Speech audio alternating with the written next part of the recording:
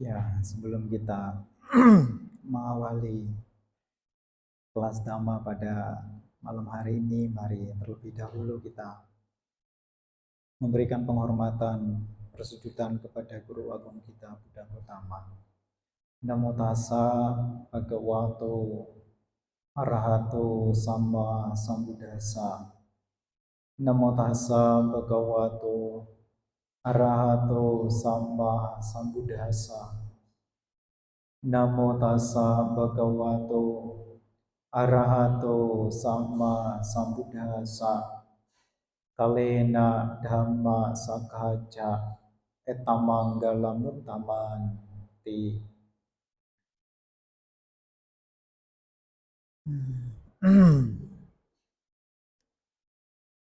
Para pemimpin puja yang saya hormati, para Rama dan Ramani yang saya hormati, Ibu dan Bapak, Saudara Astama yang berbahagia, selamat malam, terpujilah Sang Buddha, Namo Buddhaya. Pada kesempatan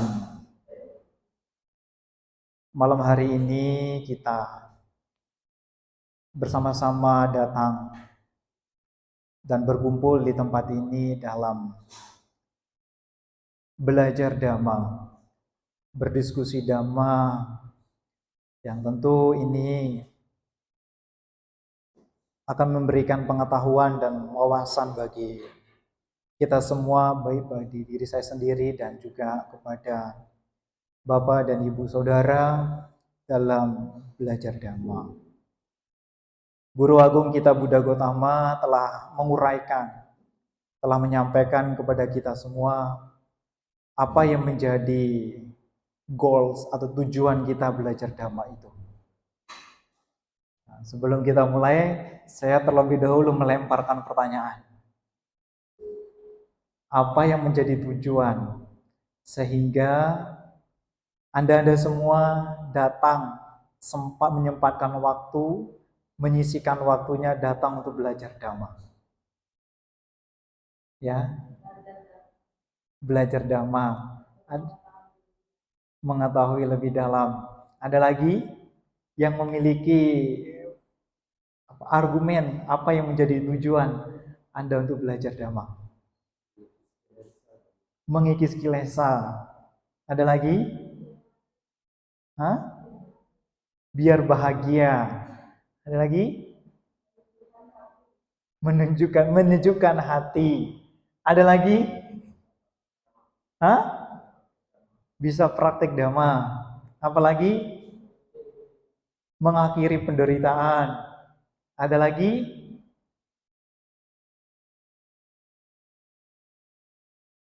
Hah? Sang Buddha memberikan 5 sebab tujuan kenapa kita harus belajar Dhamma. Apa yang Bapak Ibu sampaikan betul juga. Tapi Sang Buddha menekankan 5 ini sebagai acuan, pegangan kita untuk belajar Dhamma. Agar tidak apa? Agar tidak menimbulkan keraguan-raguan. Yang pertama apa? Hah? Yang pertama, Bante kasih jawabannya. Yang pertama adalah ketika kita belajar Dhamma, tujuan yang pertama itu adalah mengetahui atau mendengarkan Dhamma yang baru. Ya. Kemudian yang kedua apa? Mengetahui Dhamma yang sudah kita ketahui, kemudian kita pelajari lagi supaya terlebih menjadi yakin lagi. Kemudian yang ketiga,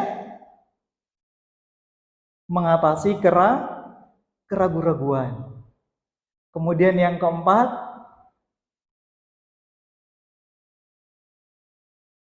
apa?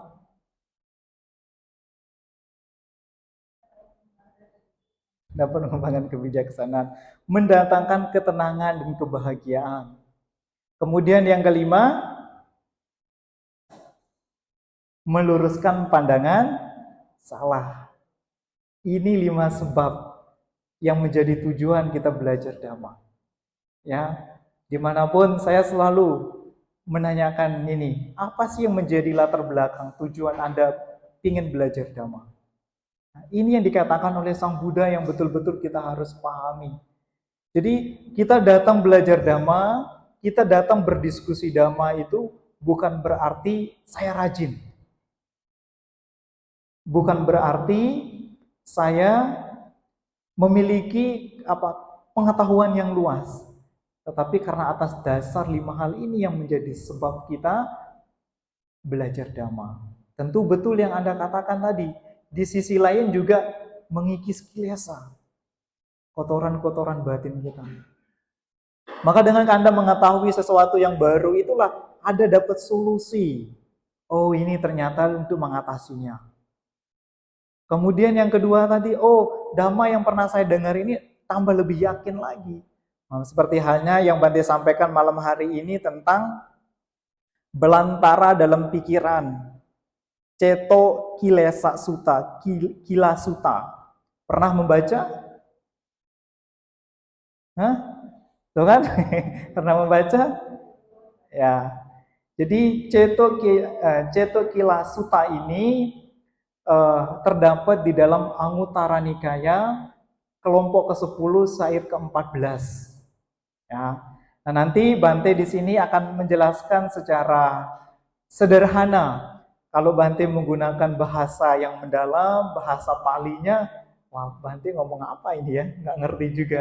Nah, begitu. Sehingga Bante akan mengusahakan sesederhana mungkin bahwa apa yang dimaksud dengan belantara dalam pikiran ini apa. Ya.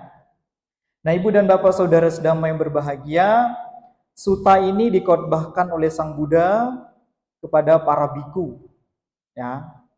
Ceto Kila Sutta ini membahas tentang 5 belantara dalam pikiran dan 5 belenggu pikiran yang tentu ini menghambat kemajuan spiritual, yaitu keyakinan kita.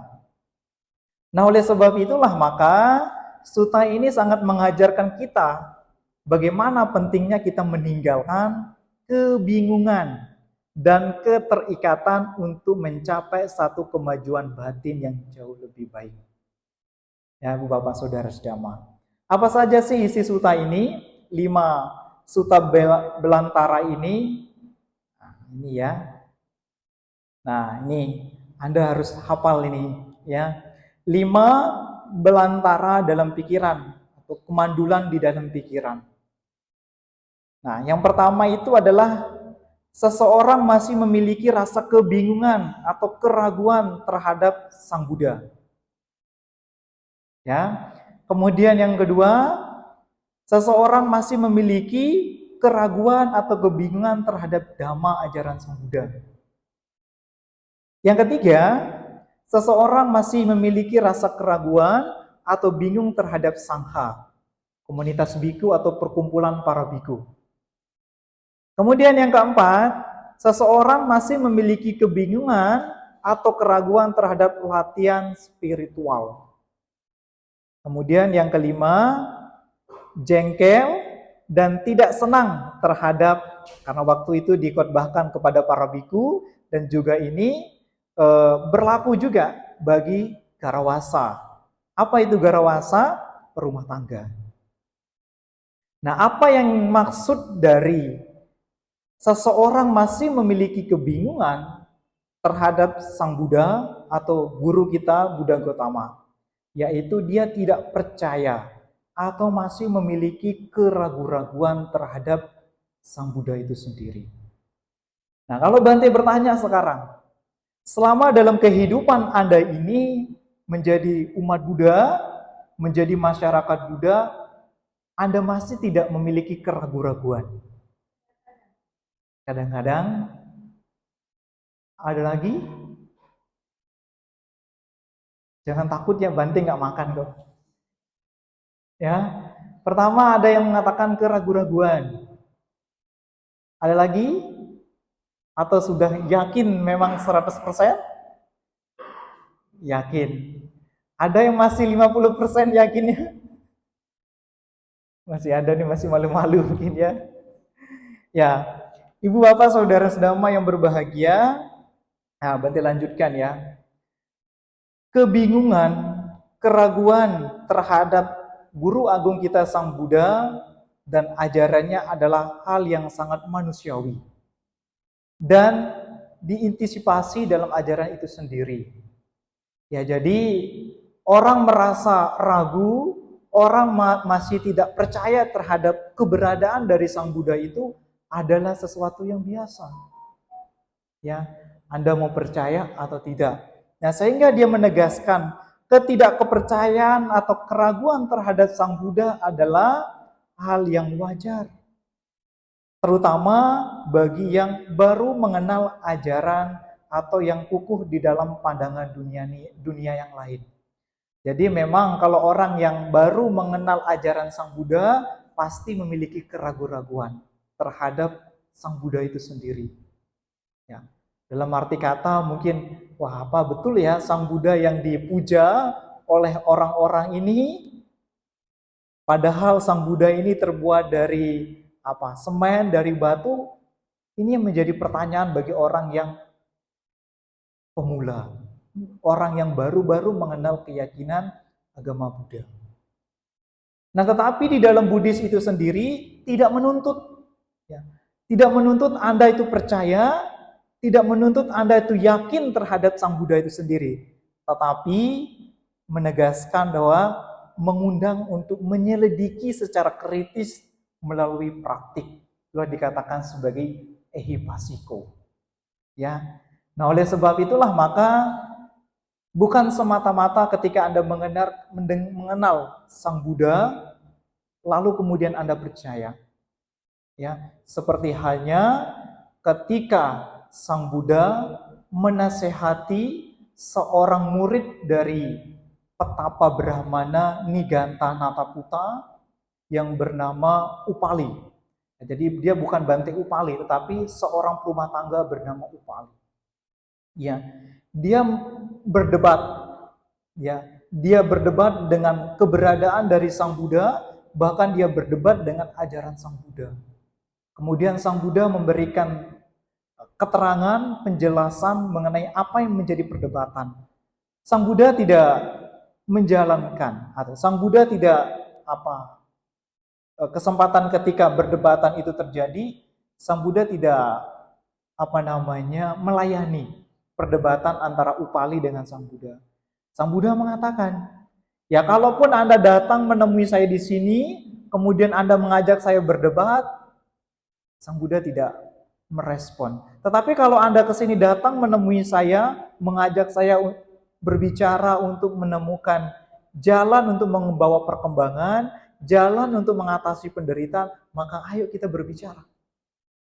Nah, di situ kemudian terjadilah perbincangan antara Sang Buddha dengan Upali ini. Nah, terjadi perbincangan, kemudian di akhir perbincangan itu tiba-tiba murid dari Niganta Nataputa yang begitu cerdik, yang begitu pintar, yang begitu memiliki pengetahuan yang begitu luas ini tiba-tiba meminta ditabiskan untuk menjadi seorang biku. Ya, Sang Buddha tidak seperta-merta kemudian mengatakan, ya silakan kamu menjadi biku, kamu menjadi pengikut saya. Tetapi Sang Buddha mengatakan apa? Apapun yang saya jelaskan, apapun yang saya terangkan ini, cobalah Anda dipikirkan dulu. Anda renungkan dulu sebelum kamu menjadi pengikut saya. Sebelum Anda menjadi siswa saya. Itu Ibu Bapak Saudara sedama. Jadi Sang Buddha itu sendiri tidak semerta-merta, ketika ada seorang umat yang mau menjadi umat Buddha, yang mau menjadi pengikut Sang Buddha, langsung welcome. Misal, tidak. Tetapi Sang Buddha mengatakan, cobalah Anda renungkan dulu, cobalah Anda selidiki dulu. Kalau Anda sudah menemukan, kalau Anda sudah betul-betul memahami, barulah Anda menjadi siswa Sang Buddha. Nah, oleh sebab itulah Ibu Bapak Saudara sedama yang berbahagia, kadangkala ya kita sebagai umat Buddha ini, ketika kita mendengarkan sesuatu yang memang ada yang merendahkan, mencela, bahkan menghina keberadaan dari Sang Buddha, bukan berarti kita harus marah, bukan berarti kita harus jengkel, bukan berarti kita harus tidak suka, tetapi mari kita katakan, cobalah Anda ehipasiko, lihat, datang, dan buktikan. Bahkan lebih-lebih Anda bisa mempraktekkan sendiri. Nah itu Ibu Bapak Saudara Sedama, kalau Bante ceritakan satu kasus, mungkin suatu kasus yang familiar di kehidupan kita, terutama di negara kita di Indonesia, ada seorang, ya katakanlah seorang artis begitu ya, bahkan dia sempat terkenal juga, dia orang yang berkeyakinan berbeda, kemudian karena begitu banyak merasakan masalah di dalam kehidupannya, dia tidak bisa menemukan jalan untuk keluar dari masalah itu, sehingga dia belajarlah ke semua keyakinan. Tetapi terakhir dia belajar dengan agama Buddha. Melalui praktek apa? Meditasi. Bahkan sebelum praktek meditasi, dia belajar secara teori dulu, melalui praktek meditasi. Nah, ketika sudah betul-betul mantap, ketika sudah betul-betul yakin terhadap ajaran dari Sang Buddha itu sendiri, maka dia datanglah ke suatu tempat. Satu tempat itu adalah wihara. Di mana wihara itu di situ tinggal ada para biku. Kemudian dia datang, ingin berjumpa, ingin menemui seorang biku. Ketika sudah bertemu dengan seorang biku, dia mengatakan, saya mau menjadi umat Buddha. Saya mau berlindung kepada Buddha, Dhamma, dan Sangha. Tetapi Bante-nya sendiri mengatakan apa? Cobalah kamu pikir-pikir dulu kalau mau menjadi umat Buddha. Ya, tidak seperti orang lain, mungkin kalau ada orang yang mau bergabung menjadi umat keyakinan, begitu umat keyakinan A, B, dan seterusnya, langsung ya silakan, welcome. Tetapi kita umat Buddha, lebih tepatnya kita menyarankan untuk cobalah diselidiki, cobalah dipelajari dengan betul-betul matang, agar kelak nanti ketika sudah masuk menjadi umat Buddha, tidak ketika masuk menjadi umat Buddha tidak sia-sia, betul-betul mendapatkan manfaat dari keyakinan yang dijalankan.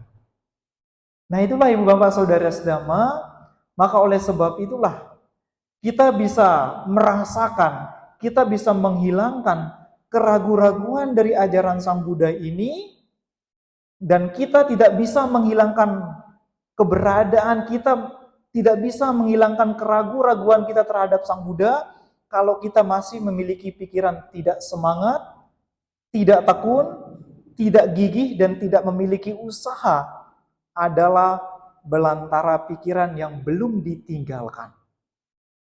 Artinya apa? Kalau kita belum betul-betul memiliki semangat untuk menekuni ajaran Sang Buddha itu, semangat untuk menjalankan keyakinan kita sebagai umat Buddha, kita juga tidak tekun dalam menjalankan kewajiban kita sebagai umat Buddha yang hanya datang ketika pas hari raya saja, bagaimana kita bisa merasakan keberadaan dari Sang Buddha itu? Kalau kita juga tidak bisa tidak memiliki kegigihan di dalam mempraktekkan ajaran Sang Buddha, bagaimana kita bisa merasakan kedekatan kita dengan Sang Buddha kalau kita tidak bisa memiliki kegigihan dalam mempraktekkan Dhamma itu sendiri? Maka oleh sebab itulah kita sebaliknya kembangkanlah rasa semangat, ketekunan, kegigihan, dan usaha adalah belantara pikiran yang telah ditinggalkan ini untuk kita memiliki semangat. Inilah Ibu Bapak Saudara Sedama. Kalau betul-betul Bapak Ibu Saudara Sedama merasakan dari keberadaan dari Sang Buddha itu sendiri, ya maka harus menanamkan rasa semangat, ketekunan, dan kegigihan di dalam mengimplementasikan, di dalam menerapkan ajaran Dhamma itu sendiri, ajaran Sang Buddha itu sendiri dalam kehidupan kita. Maka hilanglah belantara pikiran yang membuat keraguan-raguan kita terhadap Sang Buddha. Nah, seperti halnya kalau kita melihat kasus-kasus di zaman Sang Buddha, ada salah satu petapa yang tidak meyakini keberadaan dari Sang Buddha itu sendiri. Nah, seperti yang tadi kasus tadi itu tadi, yaitu perumah tangga seperti Upali itu yang tidak betul-betul meyakini keberadaan dari Sang Buddha. Nah, Ibu Bapak Saudara sedama yang berbahagia, kemudian yang kedua adalah seseorang masih memiliki keraguan, kebingungan terhadap dhamma ajaran Sang Buddha. Kalau Bante bertanya sekarang, selama Anda menjalani sebagai umat Buddha, masih tidak memiliki keraguan-raguan, masih tidak memiliki wicikicak di dalam dirinya masing-masing.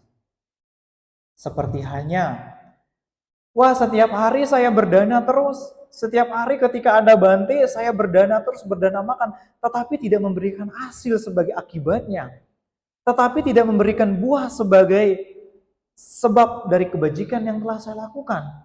Itulah salah satu sebab seseorang masih memiliki keraguan-raguan terhadap dhamma ajaran Sang Buddha.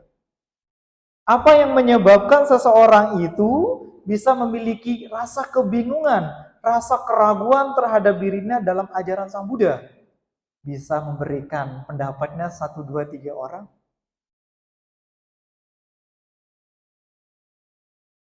Tidak ada?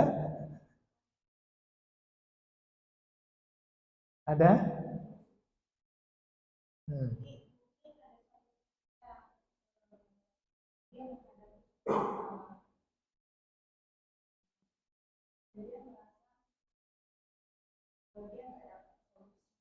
Hmm. Ya, ada lagi? Masih ragu dengan hukum karma?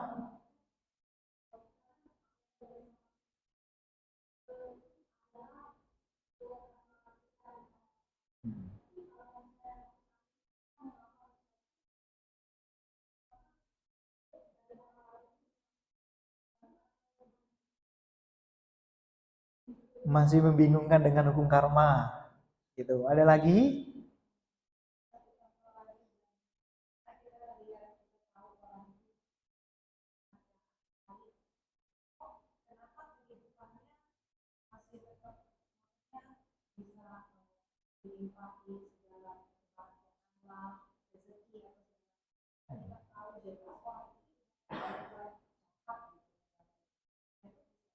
Hmm. Oh, berarti gitu. Berarti kenapa orang bahagia itu menderita? Seperti itu.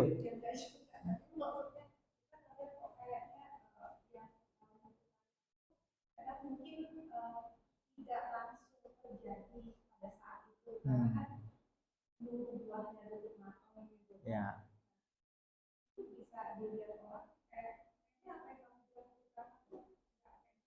Hmm. Ya.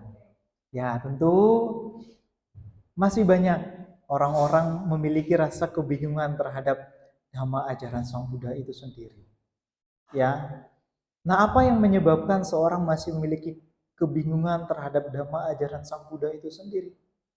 Karena disebabkan orang ini betul-betul belum pertama tadi mendapatkan sebagai manfaatnya. Ya kan? Nah, Ibu Bapak Saudara sedama yang berbahagia, seperti apa yang Anda kemukakan ini adalah memang menjadi sebuah pertanyaan di dalam diri kita. Kenapa karma dari seseorang ini kadangkala tidak harus berbuah ketika saat itu, ya. Memang kalau ajaran dari Guru Agung kita Buddha Gotama, dhamma-dhamma yang telah beliau uraikan, yang telah beliau ajarkan ini tentu tidak mudah untuk serta-merta kita pelajari. Maka harus membutuhkan waktu yang secara kontinu kita belajar dhamma. Ya. Makanya belajar dhamma itu tidak hanya ketika ada momen diskusi saja. Ya. Kita belajar dhamma itu di zaman saat-saat ini sangat gampang, sangat mudah sekali.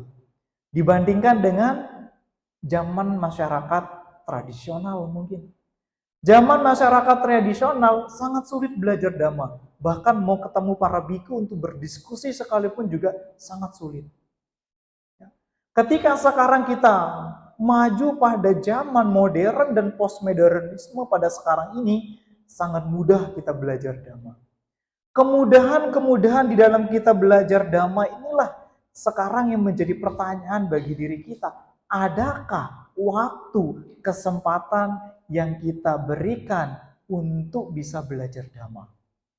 Karena kadangkala kalau kita melihat suatu survei, ya, melihat satu pengalaman begitu, kebanyakan sering scroll TikTok ya. Tetapi ya, walaupun di dalam kita bermain media seperti itu, tapi ada damanya juga. Ada damanya juga. Nah, oleh sebab itulah maka ya, mendengarkan dhamma walaupun tidak di hari Minggu, walaupun tidak di hari berdiskusi dhamma, cobalah jadikan sebagai habit, kebiasaan. Nah, sebelum Anda beraktivitas 5 menit ataupun 10 menit, cobalah tanamkan dhamma itu di dalam pikiran Anda sebelum Anda beraktivitas. Nah, itu tadi, supaya pikiran kita ini tidak terobsesikan dengan hal-hal yang negatif. Oh, ketika kita mendapat suatu musibah, masalah, oh tadi dhamma inilah yang menjadi sebuah solusi.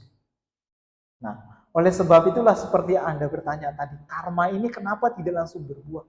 Karma dalam agama Buddha itu harus membutuhkan proses dulu. Ya. Makanya ada klasifikasi dari karma. Ada yang karma yang berbuah langsung. Ada yang karma berbuah menunggu waktunya. Ada karma yang berbuah di kehidupan yang akan datang, bahkan ada karma yang tidak pernah berbuah sama sekali, ahusi karma. Ya.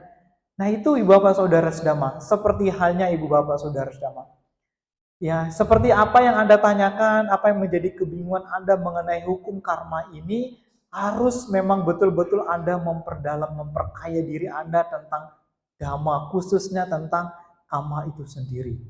Ya, Ibu Bapak Saudara sedama. Maka itulah begitu banyak yang ada di sebelah kiri Anda, berlemari-lemari buku itu, pernah tidak Anda memegangnya? Pernah nggak Anda membuka lemari ini untuk belajar dhamma? Itulah yang menyebabkan kebingungan kita, keraguan-raguan kita. Karena kita tidak memiliki upaya, karena kita tidak memiliki usaha, karena kita tidak memiliki ketekunan, kegigihan di dalam belajar dhamma itu sendiri. Ya, maka Ibu Bapak Saudara sedama yang berbahagia, orang-orang Barat, kenapa mereka sekarang banyak mau berlatih meditasi? Karena mereka punya semangat, keteguhan, dan kegigihan untuk mengatasi segala penderitaan, problem yang ada pada dirinya itu. Mereka sudah merasakan itu semua. Nah, itulah sebabnya Ibu Bapak Saudara sedama, saya selalu menekankan kepada Anda semua, ayolah berusaha untuk belajar dhamma. Berusahalah menjadi seorang umat Buddha yang kritis. Kritis dalam artian belajar dhamma itu sendiri. Ya, berusaha sehari 5 menit, 10 menit, buka channel YouTube yang Anda sukai. Lihat konten-konten dhamma yang memang itu Anda sukai. Bante A, Bante B, Bante C. Apa bante-bante yang Anda termotivasi, yang menjadi kesukaan Anda, silakan dibuka. Itulah tujuan manfaat Anda juga memiliki media untuk belajar dhamma. Ya, itulah yang kadang kala Bante tekankan kepada anak-anak muda sekarang juga. Kenapa Anda bisa depresi? Kenapa Anda punya masalah, problem? Ya, Anda memang belum menemukan jalan. Cobalah maka belajarlah dhamma, akan menemukan esensi dari dhamma itu sendiri, sehingga Anda akan memiliki cara untuk mengatasi keraguan-raguan, depresi, kegelisahan yang Anda miliki. Oleh sebab itulah maka belajar dhamma itu tidak hanya bisa 1 kali, 2 kali. Kita harus membutuhkan waktu dan waktu untuk belajar dhamma. Itulah maka sebabnya dibuka kelas dhamma, Dhamma Sakaca untuk belajar dhamma. Tetapi tidak harus menunggu Dhamma Sakaca dulu untuk belajar dhamma. Nah, seperti halnya tahu malam hari ini bahwa ada masa kaca, harusnya Anda berusaha, memiliki kegigihan, semangat, belajar dulu lah. Apa yang saya belum paham, belum mengerti, inilah kesempatan Anda untuk bisa menanyakan itu. Di saat momen-momen yang seperti ini, Ibu Bapak Saudara-saudara. Nah, kemudian Ibu Bapak Saudara-saudara yang berbahagia, kebingungan seseorang terhadap sangha. Apa maksudnya ini, Bante? Ya, kadangkala mungkin kebingungan seseorang terhadap sangha atau komunitas biku ini ya kadangkala timbul. Ya, banyak mungkin Anda semua mendengar, kenapa Bante si A ini lepas? Kenapa Bante si A ini tidak bisa bertahan lama? Anda memiliki kebingungan, Anda memiliki kekeraguan atas apa yang terjadi. Begitu. Nah, bahkan di zaman Sang Buddha ada salah satu kasus seorang Brahmana yang juga tidak percaya dengan sangha. Kenapa dia tidak percaya dengan sangha, perkumpulan para biku? Karena para sangha ini, dia mengatakan karena para sangha ini tidak memiliki kemampuan spiritualitas. Ya, seperti hanya tidak memiliki kemampuan untuk melihat pikiran, apa yang sedang dipikirkan, apa kemampuan ketercapaian dari seseorang itu. Nah, itu Ibu Bapak Saudara-saudara. Tetapi kekeraguan yang Anda tanamkan kepada seorang biku atau kepada seorang sangha itu bukan menjadi sebuah belantara yang menjadi kegigihan, keteguhan untuk membuat para biku itu tidak lepas misalnya, supaya itu bisa bertahan. Bapak saudara-saudara yang berbahagia, seseorang menjadi biku, seseorang menjadi bante itu juga karena pilihan. Nah, kalau Bante bertanya sekarang kepada Anda semua, kalau Bante menyuruh Anda mau menjadi biku atau menjadi orang rumah tangga, Anda memilih yang mana? Pasti memilih perumah tangga. Itulah pilihan Anda. Nah, ketika seseorang ingin berkumpul dan menjadi seorang bante, karena itulah pilihannya. Nah, pilihan dari seseorang itu dikatakan di luar kendali kita masing-masing. Ya, jadi mungkin, karena sampai di situ kemampuannya jadi biku, ya sudah. Dia kembali menjadi seorang perumah tangga, memilih jalan yang lain untuk mencari jalan mencapai kebebasan. Itulah Ibu Bapak Saudara semua yang berbahagia, maka janganlah kita memiliki pikiran yang tidak semangat, ketekunan, kegigihan dan usaha. Maka kalau kita memiliki hal ini kepada keraguan terhadap Buddha, Dhamma dan Sangha, kita belum meninggalkan balantara pikiran yang memang tidak membawa kemajuan dalam pikiran kita. Ataupun mungkin di dalam komunitas sangga Anda memiliki keraguan-raguan terhadap biku si A, biku si B. Nah, itu adalah satu ketekunan yang memang Anda tanamkan sehingga sangat sulit untuk hilang di dalam pikiran Anda. Ataupun Anda tidak memiliki rasa kesukaan kepada Bante Cita Silo. Saya nggak lihat karena Bantenya nggak ganteng, saya nggak suka. Nah, karena itu membuat pikiran Anda menjadi sesuatu usaha yang tidak bisa ditinggalkan. Ketika bertemu dengan saya, tidak suka. Itulah karena membuat pikiran kita tidak bisa ditinggalkan. Nah, Ibu Bapak Saudara-saudara yang berbahagia, kemudian yang keempat adalah kebingungan terhadap latihan spiritual. Jadi artinya kita masih memiliki kebingungan terhadap apa yang kita jalani, atas apa yang kita ketercapaian. Ya, kita menjalani sebagai umat Buddha yang setiap hari datang wihara, sembahyang, puja bakti, kemudian mendengarkan dhamma ini. Mungkinkah Anda memiliki kebingungan dalam diri Anda? Kenapa sih saya harus menjalani seperti ini? Mungkinkah Anda memiliki pikiran seperti itu? Kenapa sih saya harus ke wihara, harus sembahyang? Mungkinkah Anda memiliki pikiran seperti itu? Nah, karena itu disebabkan apa? disebabkan karena kita belum memiliki satu kemajuan di dalam pikiran kita, karena kita belum dekat dengan ajaran Sang Buddha itu sendiri, sehingga kita masih memiliki keraguan-raguan terhadap apa yang menjadi aplikasi, apa yang menjadi hal yang kita praktekkan. Nah, oleh sebab itulah Ibu Bapak Saudara Sedama, janganlah merendahkan diri Anda. Janganlah merendahkan diri Anda seperti halnya sebelum Anda mempraktekkan dari apa yang Anda yakini. Seperti halnya Anda diwajibkan untuk praktek Pancasila Buddhis. Ya. Anda cobalah secara tekun untuk mempraktekkan. Akan Anda rasakan, oh ternyata betul. Dari kita menjaga ini, dari kita melatih ini, betul merasakan manfaatnya. Sehingga rasa keraguan terhadap latihan spiritual kita, latihan terhadap praktek meditasi yang kita lakukan itu akan lenyap, akan menghilangkan pada diri kita, Ibu Bapak Saudara-saudara. Karena kita masih memiliki keraguan terhadap apa yang kita praktekkan. Kita sudah mengedon diri kita sudah tidak percaya pada diri kita bahwa apa yang saya praktekkan ini saya tidak bisa.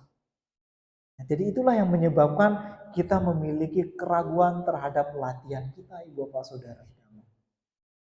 Nah, kemudian yang selanjutnya adalah kejengkelan dan tidak senang terhadap teman, biku atau garawasa.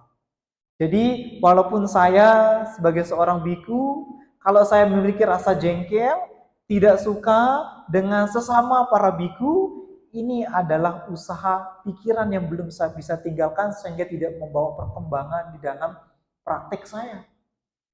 Nah, demikian pula dengan sebagai seorang perumah tangga. Anda memiliki rasa jengkel, Anda merasa tidak senang dengan entah itu sahabat, kerabat Anda, ketika Anda bertemu merasa jengkel, ketika Anda berjumpa merasa tidak suka. Nah, pikiran-pikiran ini yang juga belum bisa membawa perkembangan pada batin Anda, sehingga belum dikatakan meninggalkan pikiran yang terbelantara dalam pikiran kita ini. Nah, oleh sebab itulah maka sebaliknya Ibu Bapak Saudara sekalian, ketika pikiran kita memiliki semangat, ketekunan, kegigihan, dan usaha, dan maka kita harus memiliki pikiran untuk meninggalkan belantara dari pikiran yang seperti itulah, barulah dikatakan akan membawa kemajuan di dalam pikiran kita. Nah, itulah Ibu Bapak Saudara Sedama, kondisi yang menyebabkan pikiran kita tidak condong pada semangat dan usaha. Nah, kalau kita masih memiliki 5 hal ini, kita tidak akan semangat, kita tidak memiliki usaha, kegigihan untuk belajar Dhamma, praktek Dhamma dalam kehidupan kita sehari-hari. Nah, sampai di sini dulu Ibu Bapak Saudara Sedama. Mungkin masih yang belum paham, silakan bertanya. Bante kasih kesempatan.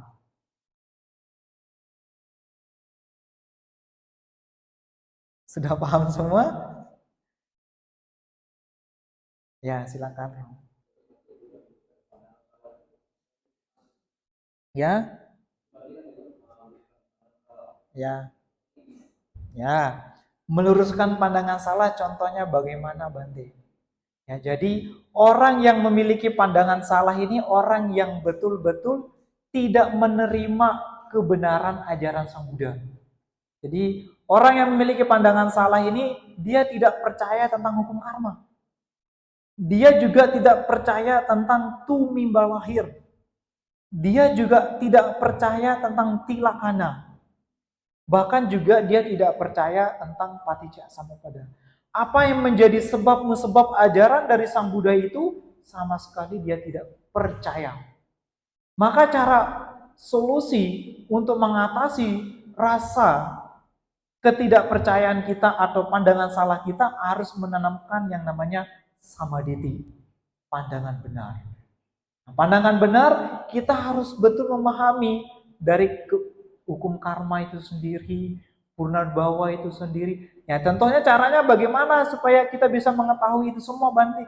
Ya melalui event-event Dhamma yang seperti ini. berdiskusi dhamma seperti ini, mendengarkan dhamma seperti inilah cara kita untuk meluruskan pandangan salah itu. Tidak ada cara yang lain. Cara yang lain juga bisa kita lakukan dengan ikut dalam komunitas-komunitas dhamma yang melakukan sosial, tentu yang bersifat baik. Nah, seperti di saat kita menyambut hari raya, ada kegiatan-kegiatan bakti sosial. Nah, sehingga akan menghilangkan rasa keraguan-raguan kita terhadap dhamma ajaran Sang Buddha itu sendiri. Nah, itulah caranya meluruskan pandangan salah itu. Pertama ya harus kita menanamkan pandangan benar dulu tentang ajaran dari Dhamma itu sendiri, tentang tilakana, karma, paticca samubada, dan purnabhawa itu sendiri. Maka selagi dalam kehidupan kita masih memiliki pandangan salah, ya itu tadi, kita belum menemukan cara untuk mengatasi segala persoalan permasalahan di dalam diri kita. Kalau kita masih memiliki pandangan salah. Nah, kadangkala orang yang memiliki pandangan salah ini diibaratkan seperti seseorang meluruskan anak panah yang sedang bengkok. Jadi, anak panah yang terbuat yang sedang bengkok ini tidak mudah. Tidak ketika langsung kita perbaiki harus langsung lurus, tetapi harus perlahan demi perlahan. Harus kita kasih pemahaman demi sedikit. Barulah anak panah ini bisa lurus lagi. Demikian pula dengan orang yang memiliki pandangan salah. Harus sedikit demi sedikit kita kasih pemahaman. Nah, seperti itu caranya. Harus menanamkan samaditi dulu, pandangan benar. Nah, itulah salah satu jalan yang dikatakan oleh Sang Buddha dalam Mulia Berusul 8. Maka yang pertama itu adalah tanamkan samaditi, pandangan benar mengenai ajaran Sang Buddha itu sendiri. Nah, seperti itu kok. Bisa dipahami? Ya, ada lagi?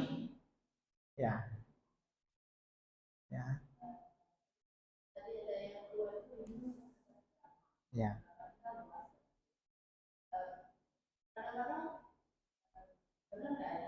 Pemikiran saya, kadang-kadang orang belajar waktu hanya kalau mendengarkan tadi selain mendengarkan kita harus praktek. Tapi sering terjadi biasanya kita itu sering lihat drama di ya, kita seperti tahu juga ya kayak di kan Theravada agama Buddha pun punya banyak aliran berhubungan dengan Dhamma dan Sangha ya satu banyak ya kan Dhamma itu kan seperti luas jadi bagaimana pertama bagaimana seseorang kalau sudah mengetahui dia sering dengar ceramah Dhamma terus dia enggak jadi terlalu fanatik dengan satu aliran atau agamanya sendiri. Yang kedua tentang sangga. Sangga ini kan yang seperti kita lihat banyak sekali umat Buddha ini kan sedikit ya sangganya Bante. Jadi banyak umat Buddha itu yang terlalu harapan besar pada sangganya. Gitu. Jadi patokannya itu adalah sangga. Jadi misalnya dia suka banget sama satu Bante ini. Jadi kalau Bante ini kayak seperti Bante bilang itu pas berubah atau apa, dia semangatnya mengendur gitu Bante. Jadi oh ternyata Bante atau bisu aja bisa seperti itu. Jadi itu yang banyak sih dilihat di sini.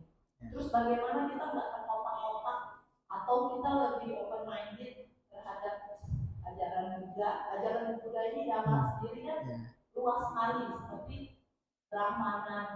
Dulu kan ajaran Buddha juga dari petapa-petapa sebelumnya dari Brahmana itu banyak sekali agama Buddha juga mengambil atau mengadopsi dari ajaran sebelumnya. Maksudnya biar kita ini nggak terlalu fanatik dengan agama Buddha itu sendiri. Ya, ya baik terima kasih atas pertanyaannya. Ya jadi kita belajar Dhamma itu Sang Buddha katakan ketika kita belajar Dhamma, ketika kita sudah mengetahui Dhamma-Dhamma dari ajaran Sang Buddha itu tidak dijadikan sebagai alat untuk merendahkan, tidak dijadikan sebagai alat untuk menyombongkan diri. tidak dijadikan sebagai alat untuk mengkritik seseorang. Tapi Sang Buddha katakan, ketika Anda sudah menemukan dhamma ajaran Sang Buddha itu, jadikan itu sebagai pedoman hidup yang luhur. Jadi dijadikan sebagai guru, bukan dijadikan sebagai alat untuk merendahkan, mencaci, menyombongkan diri masing-masing. Itu adalah pandangan keliru juga. Ya.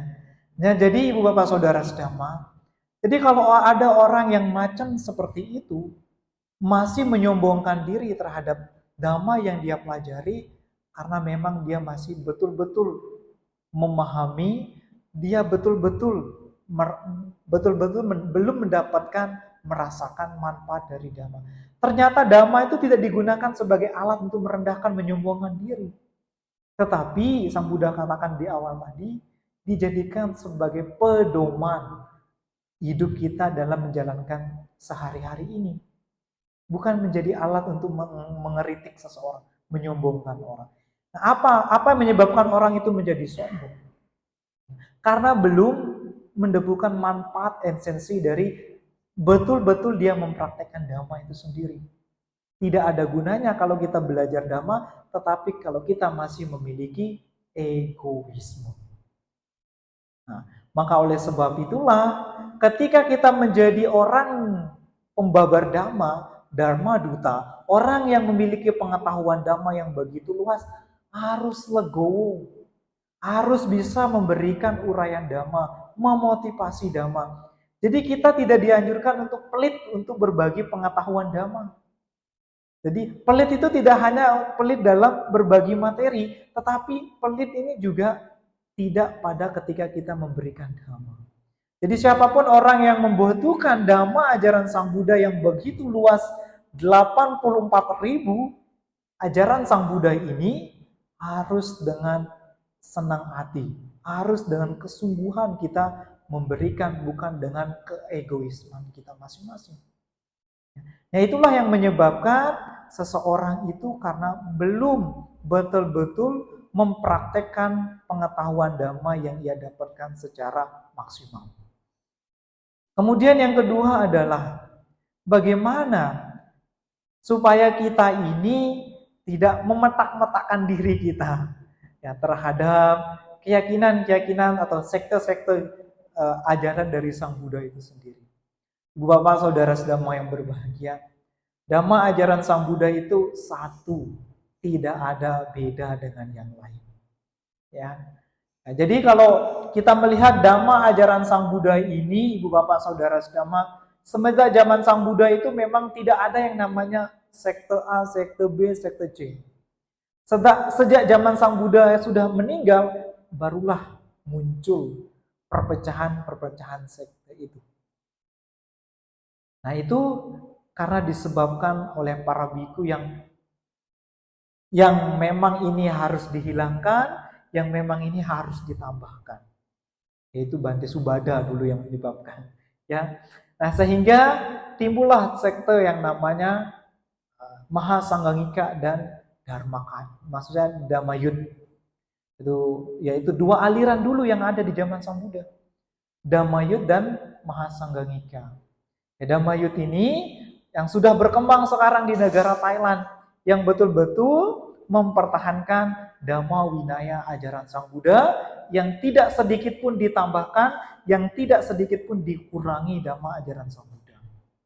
Nah, Dhamma Nikaya ini kemudian berkembanglah kemudian menjadi Mahayana, Vajrayana, Udayana, dan segala macam itu.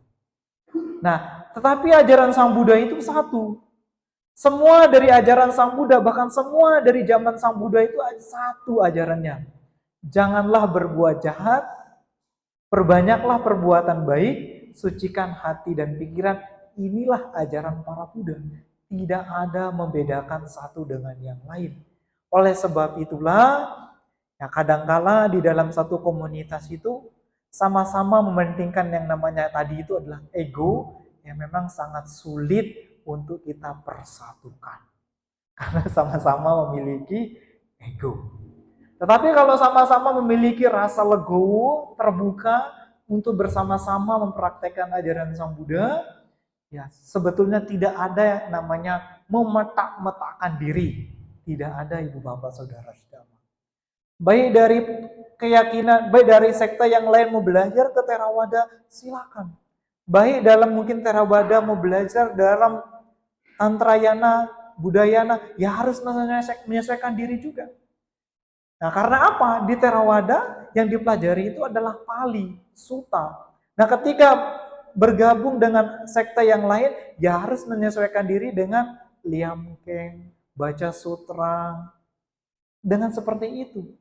Maka kita tidak usah menyalahkan satu dengan yang lain. Tidak ada memetakkan satu dengan yang lain. Tetapi ingat, kalau sama-sama memiliki ego akan sangat sulit. Ya. Tetapi kita tidak mementingkan ego bersama Ibu Bapak Saudara sedama. Harus menerima dengan lapang hati kita. Belajar Dhamma, silahkan belajar Dhamma. Tanpa harus mengkreditkan seseorang, mengucilkan seseorang. Itulah Ibu Bapak Saudara sedama maknanya kita belajar Dhamma. Kemudian bagaimana kita menghilangkan keraguan-raguan kita terhadap sangha. Oh, sangha yang ini yang kita favoritkan tiba-tiba melepaskan diri. Oleh sebab itulah Bante katakan tadi, jangan menaruh kemelekatan. Ya, jangan menaruh kemelekatan kepada seseorang. Nah, kalau sudah menaruh kemelekatan kepada seseorang, penderitaan yang muncul. Rasa ketidaksukaan, rasa keraguan-raguan terhadap ajaran Sang Buddha itu muncul. Oleh sebab itulah, jangan menaruh kemelekatan. Kemelekatan itulah yang menyebabkan pikiran Anda menjadi menderita, merasa tidak percaya, merasa membingungkan, begitu. Tetapi kalau Anda tidak meletakkan rasa kemelekatan, ya masih ada Bante yang lain kok, kenapa harus susah? Begitu kan? Kalau sudah ada yang meninggalkan pelatihannya, akan tumbuh yang baru. Itulah yang Anda harus pahami. Masih ada yang lain. Nah, begitu. Oleh sebab itulah Bante katakan, jangan memiliki kemelekatan yang begitu mendalam kepada seseorang.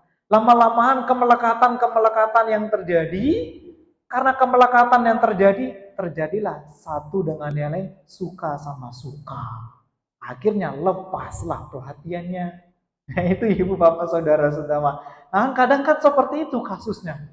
Ya, karena orang menaruh kemelekatan, menaruh kesukaannya dengan biku si A, biku si B, kemelekatan terjadi dan terjadi, akhirnya suka sama suka, lepaslah, menikahlah. Ya bagaimana seperti itu kalau sudah terjadi kemelekatan yang melekat, itulah yang menyebabkan Anda menderita, menimbulkan keraguan-raguan.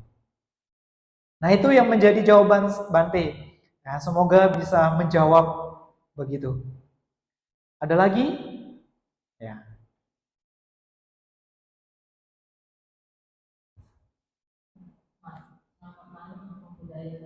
Ya. Saya pengen nanya ya, ini kan bukan soal saya mau mati nanti ini, enggak. Cuma saya gini loh, saya yakin bukti ajaran agama Buddha ada di hadir atau nah, bagaimana ini kadang saya di rumah saya suka mikir, aduh nanti kalau aku terakhir lagi aku ini akan mengenal Sang Buddha. Ya banyak ya. Kadang-kadang begini, saya itu juga merasa takut pada saat saya melihat mereka.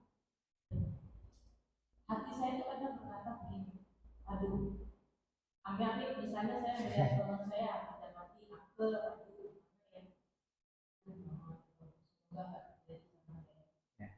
kadang kita kan merasa banyak ketakutan.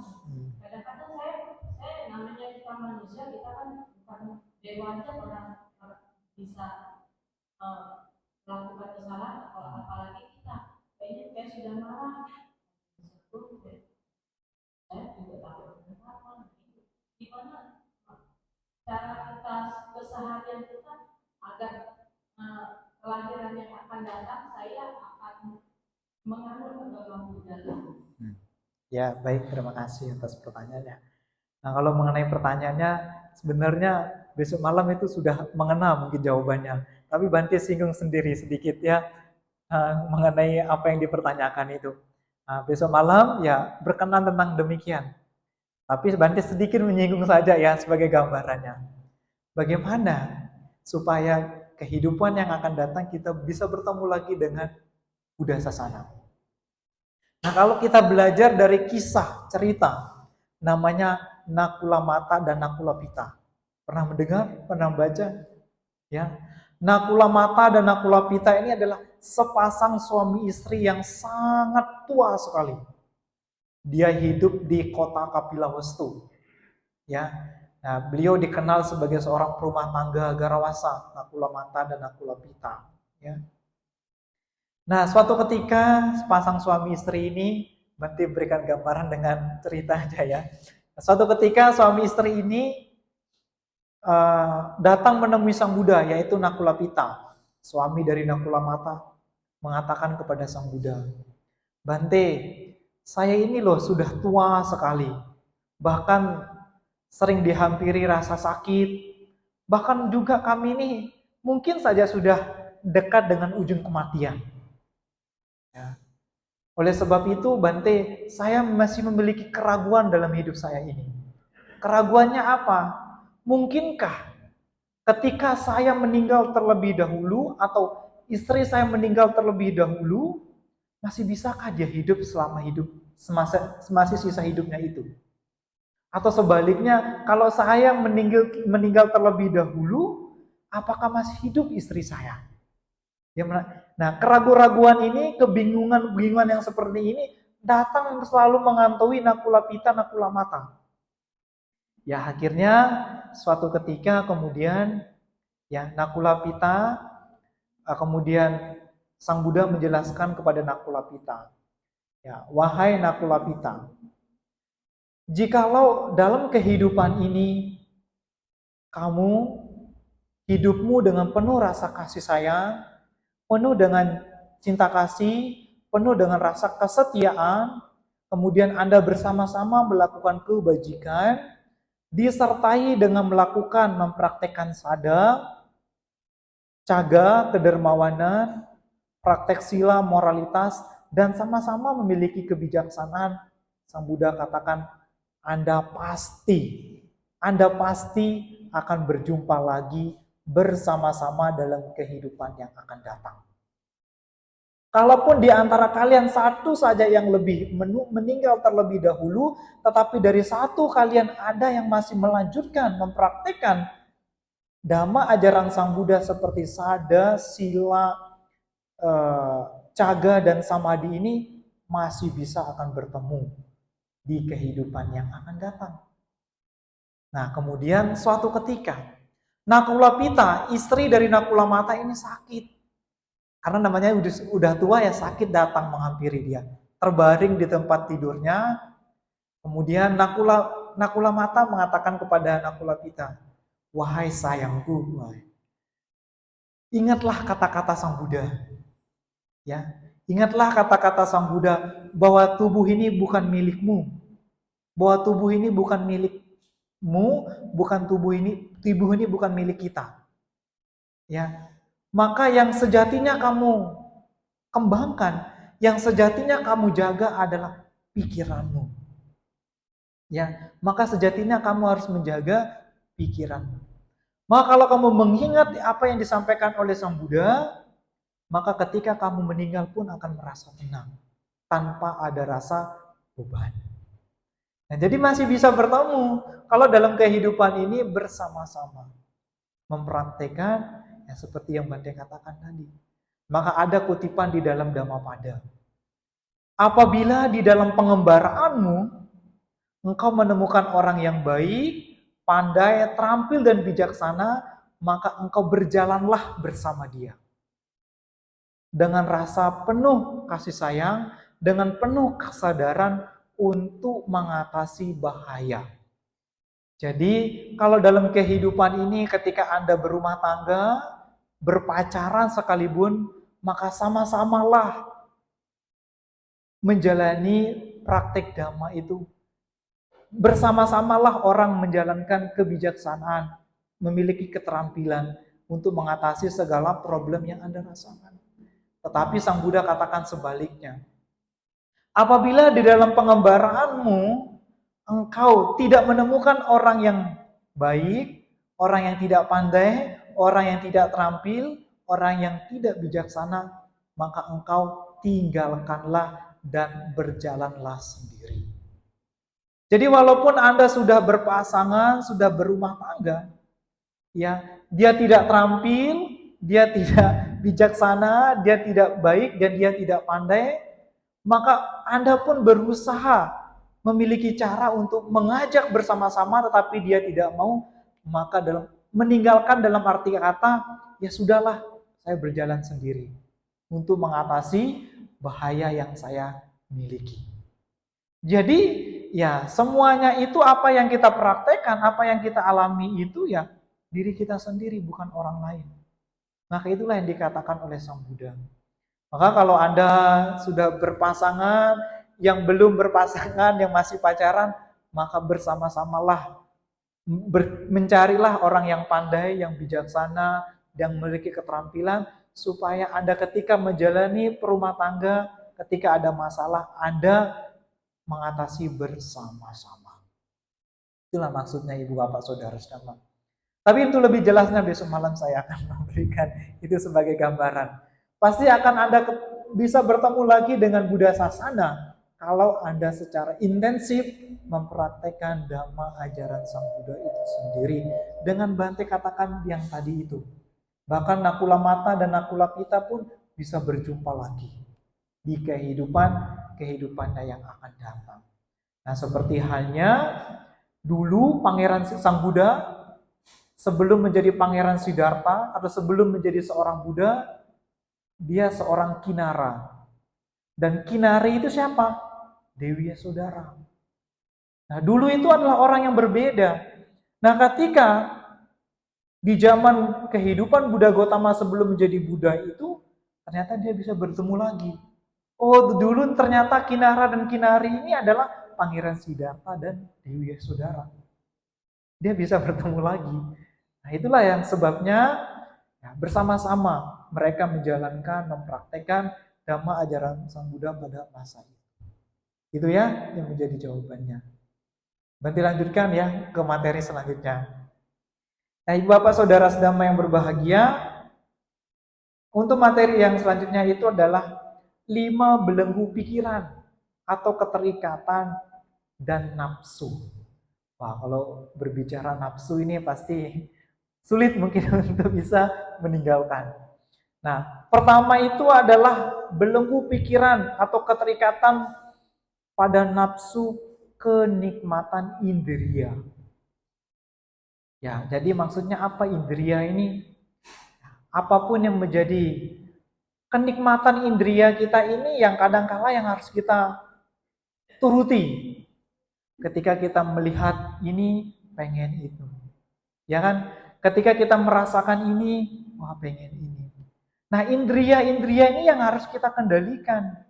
Perasaan ini, Bapak Saudara sedama. Maka nafsu kenikmatan indria ini juga akan mendatangkan penderitaan kalau memang betul-betul kita tidak bisa mengendalikan indria kita. Ya, kita punya 6 indria. Penglihatan, penciuman, dan seterusnya itu. Yang ini yang harus kita kendalikan. Nah, kalau kita semua tidak bisa mengendalikan indria kita, inilah yang menyebabkan diri kita ini merasakan setiap hari kok saya merasa menderita dan menderita. Ya. Nah, kemudian yang kita harus lenyapkan juga nafsu pada jasmani kita ini. Nah, artinya kita ini kadang-kala memiliki kemelekatan terhadap jasmani kita ini. Ya, aduh saya nih nggak mau tua Bante, maunya masih awet muda terus. Nah, karena aku udah melihat tubuh jasmaninya ini sudah mulai keriput, punya cara, solusi. Operasi lah, supaya tetap kelihatannya kencang. Walaupun berbagai macam cara kita untuk mengatasi ini, pasti akan mengalami terus Ibu Bapak Saudara sekalian. Kita tidak bisa menghentikan yang namanya penderitaan jasmani ini. Ya, tetapi Sang Buddha bisa memberikan kita jalan untuk menghentikan penderitaan pada pikiran kita. Tetapi penderitaan pada nafsu jasmani ini kita tidak bisa memiliki cara. Akan selalu ada, akan selalu datang pada diri kita. Seperti hanya nafsu pada jasmani yang kita bisa tidak melekati ini, saya tidak mau tua, saya tidak mau sakit, saya tidak mau meninggal. Nah, kemelekatan-kemelekatan yang seperti inilah yang akan sangat sulit kita hentikan. Tetapi nafsu, maksud saya, tapi penderitaan dari pikiran kita ada cara untuk kita menghentikannya. Tetapi yang namanya nafsu kemelekatan pada jasmani ini sangat sulit bahkan untuk kita menghentikan. Akan selalu ada pada diri kita.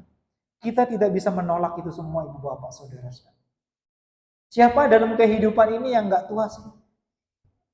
Siapa dalam kehidupan ini tidak kelihatan tua, tidak mau sakit maksudnya?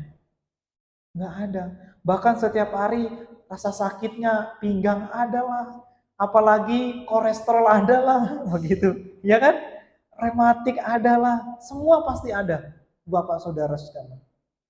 Tidak bisa kita hentikan. Maka oleh sebab itulah kita tidak bisa menaruh kemelekatan pada tubuh jasmani kita ini. Nah, sebagai perumpamaan mengenai tubuh jasmani kita ini, Anda bisa pelajari cerita dari Bikuni Abirupananda. Yang Bikuni yang selalu sombong tentang jasmaninya. Memiliki keangkuhan bahwa di dunia ini tidak ada yang secantik serupa dengan saya. Tidak ada yang mengalahkan saya. Nah, itu nanti Anda bisa membuka cerita dari Bikuni Abirupananda. Cari di ChatGPT ada. Ya. Ada itu semua. Nah, itu Bapak Saudara sekalian, sangat sulit kita menghentikan jasmani kita. Maka renungkanlah asubha. Ya, asubha itu menjadi sebuah perenungan terhadap jasmani kita nih.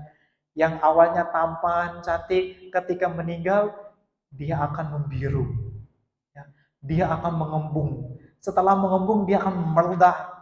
Ketika sudah meledak, dia akan menjadi, kembalilah kepada semulanya. Kalau benar betul-betul merenungkan itu, maka tidak begitu banyaklah materi yang keluar untuk membeli kosmetik.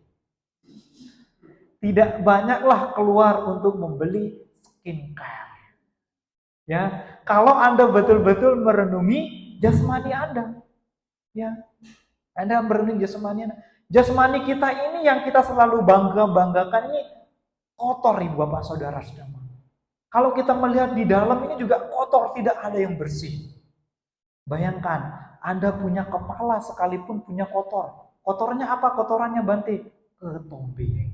Itu adalah kotoran. Apa yang Anda banggakan? Anda punya mata. Suatu waktu akan mengeluarkan kotoran.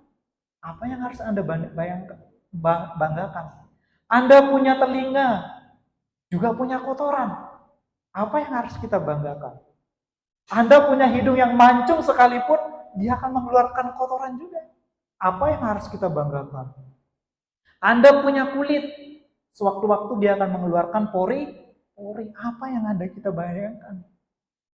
Begitu menjijikkan tubuh jasmani kita ini, Bapak Saudara-saudara.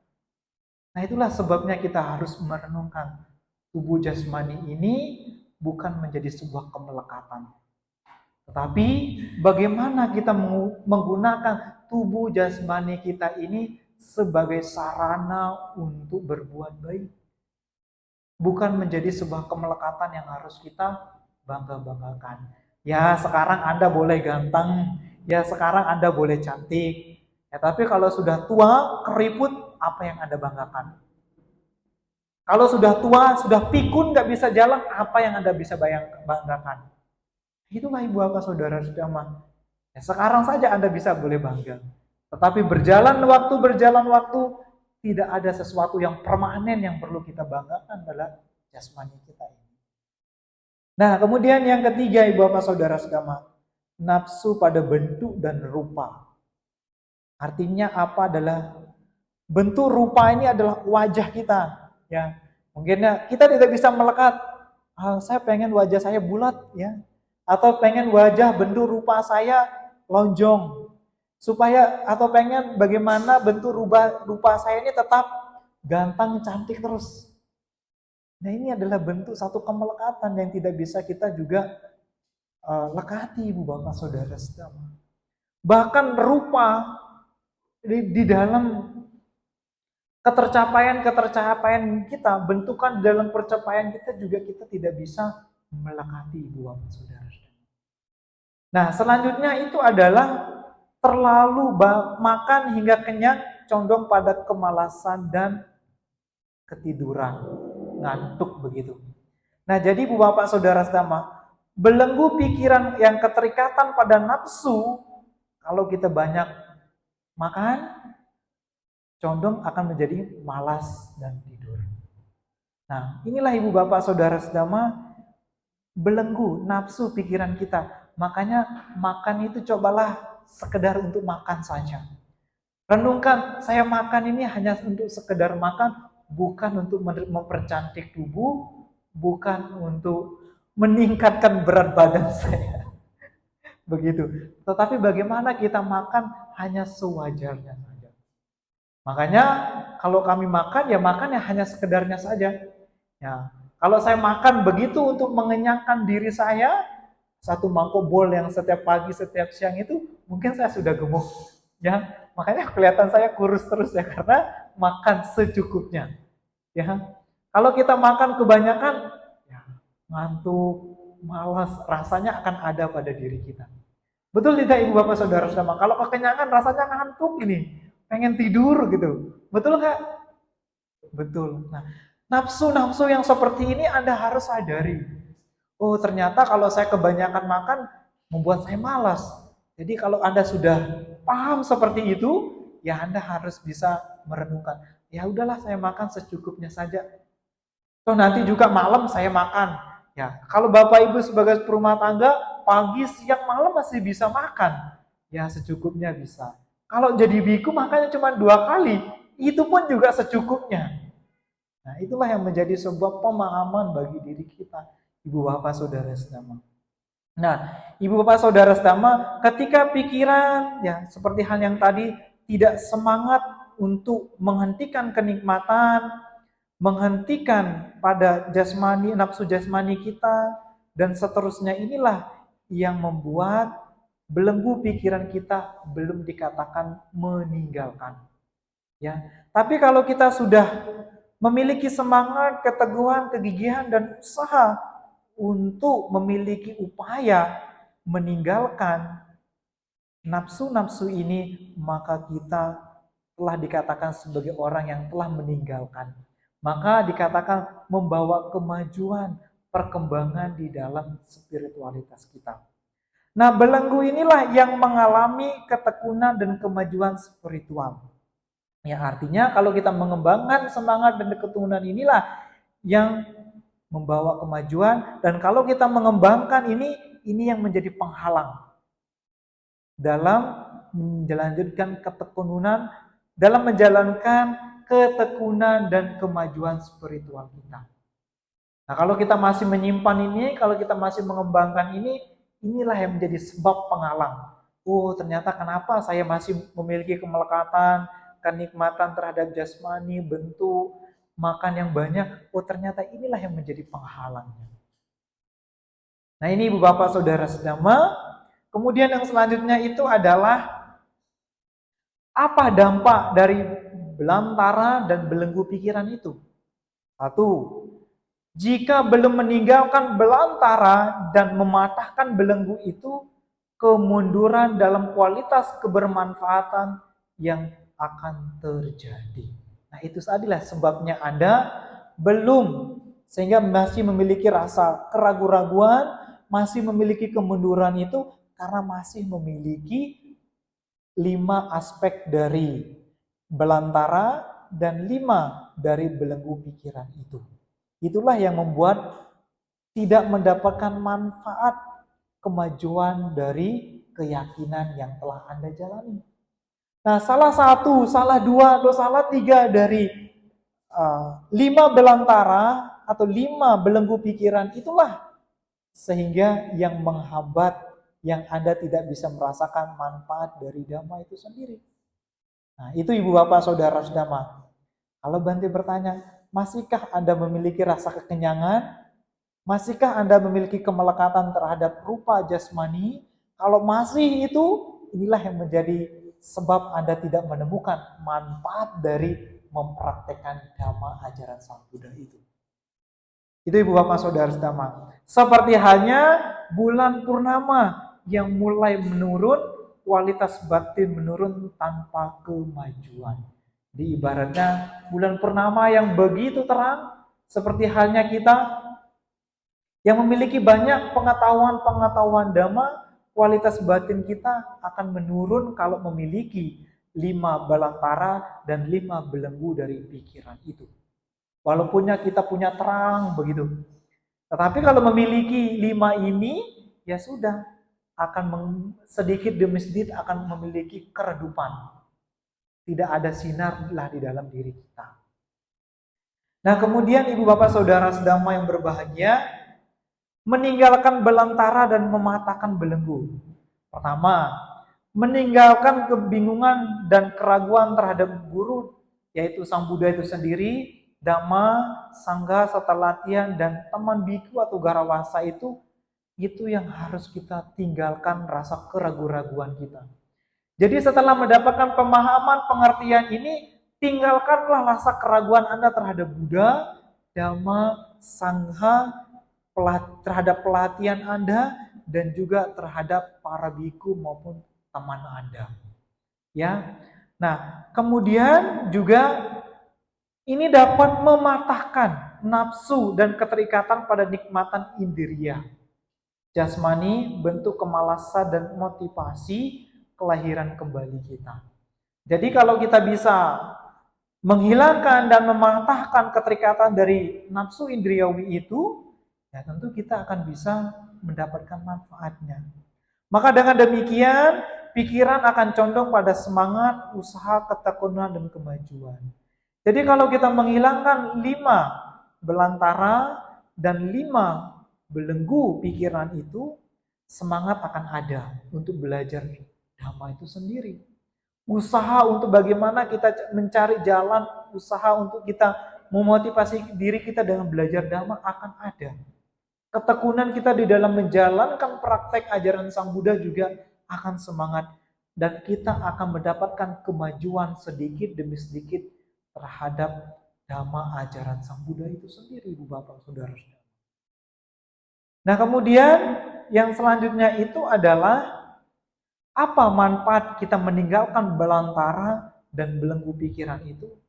Pertama, kita akan mendapatkan kemajuan dalam kualitas bermanfaat dan bukan kemunduran. Jadi kita akan mendapatkan manfaat yang akan selalu berkembang. Manfaat yang selalu terus maju di dalam batin kita, bukan kemunduran. Bukan kemunduran. Kemudian seperti halnya bulan purnama yang semakin terang dan bulat, batin menjadi semakin bersinar dan kuat. Artinya seperti bulan yang begitu memancarkan bumi ini, seperti halnya kita akan semakin bersinar, akan kita semakin kuat ketika kita dilandai oleh musibah, peristiwa, kilesa, penderitaan di dalam diri kita. Kita akan teguh, kita akan kuat untuk menghadapi itu semua, Ibu Bapak Saudara-saudara. Nah, kemudian yang selanjutnya, Ibu Bapak Saudara-saudara yang berbahagia, sebagai yang terakhir yaitu belantara dan belenggu dalam pikiran adalah hambatan utama dalam latihan spiritual. Ingat, 5 belantara dan 5 belenggu pikiran itu adalah hambatan. Melalui keyakinan, pengendalian nafsu, dan ketekunan, seorang biku dapat mencapai kemajuan sejati. Jadi kita harus betul-betul menjalani keyakinan kita, sadar kita. Kalau orang betul-betul tidak menjalani keyakinan sadanya, dia tidak mendapatkan kemajuan. Dia tidak bisa mengendalikan nafsunya. Dan harus membutuhkan ketekunan, barulah kita mencapai satu kemajuan setahap demi setahap. Ibu Bapak Saudara-saudara yang berbahagia, Ceto Kilasutta mengajak kita untuk mengenali dan mengatasi hambatan demi mencapai pencerahan kebahagiaan itu sendiri. Itulah Ibu Bapak Saudara Sedama pada kesempatan pagi malam hari ini yang Bante sampaikan mengenai Ceto Kilasuta yang berkenaan tentang 5 belantara yang betul-betul harus kita tinggalkan, yang tidak membawa kemajuan di dalam spiritualitas, dan 5 belenggu nafsu indirawi yang harus kita tinggalkan, yang tidak membawa kemajuan di dalam diri kita. Nah, terima kasih. Sebelum itu Bante akhiri. Ya, Anda lebih jelas, lebih lengkapnya, Anda bisa membuka di dalam Majjhima Nikaya, kemudian di dalam Dhammacita, Anda bisa membuka websitenya, kemudian Anda bisa membuka di dalam Sutta Sentral. Nah, ini yang menjadi rujukan Bante dalam membahas sutta ini. Nah, dari pembahasan itu, ada yang dipertanyakan, dipersilakan.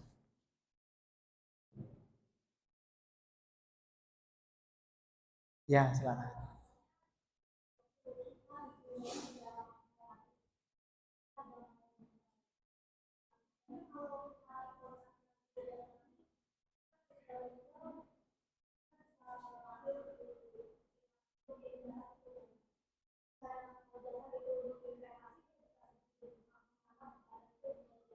Hmm.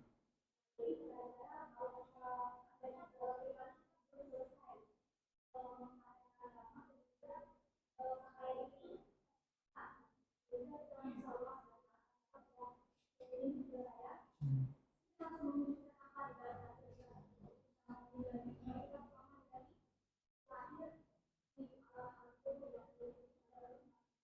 Nah, gitu ya. Ya, baik. Tentu memang ketika orang meninggal tidak kita memiliki rasa kemelekatan. Ya. Kalau kita dikatakan kalau kita masih memiliki kemelekatan bahwa orang yang sudah meninggal ini belum bisa menemukan jalannya. Karena ibarat seperti seseorang masih mengikatnya, belum bisa merelakannya. Jadi dia tidak bisa menemukan jalan alamnya yang baru, tempat tinggalnya yang baru. Nah, oleh sebab itulah kemelekatan itu tidak menjadi sebuah hal yang harus kita tanamkan ketika kematian datang pada diri kita. Nah, maka yang kita tumbuhkan supaya kemelekatan ini tidak muncul, ya hal-hal yang positif, hal-hal yang baik yang harus kita ingat. Maka cuti cita, pikiran terakhir itu yang kadangkala juga harus kita jaga. Supaya tidak mengikuti kita dalam menuju kehidupan yang akan datang. Tidak melekati tubuh ini. Nah, seperti halnya dulu di zaman Sang Buddha, ada seorang biku yang sangat muda sekali. Ketika waktu itu dia sedang diterka, yang sedang mau dimakan oleh harimau, tetapi dia ingat, ya, dia ingat tentang apa? Apa yang dia berikan, yang diajarkan oleh Sang Buddha sebelum dia diterka, sebelum dia dimakan oleh harimau itu, dia sempat mendengarkan ajaran Sang Buddha. Nah, kemudian dia mengingat, walaupun ketika fisiknya ini sedang digigit oleh harimau, dia pikirannya itu mengingat bahwa tubuh ini bukan milik saya. Bahwa tubuh ini bukanlah aku. Ya, jadi itu yang dia ingat, yang dia renungkan, lalu kemudian dia terlahirlah di alam yang berbahagia. Walaupun fisiknya sakit, tetapi batinnya tetap jernih. Nah, seperti halnya orang meninggal dengan ketidaksengajaan. Kadangkala kalau orang meninggal dengan ketidaksengajaan itu kadang kemelekatannya juga lebih besar. Ya, nah kadangkala orang yang meninggal itu pikiran kita kemana dia meninggal?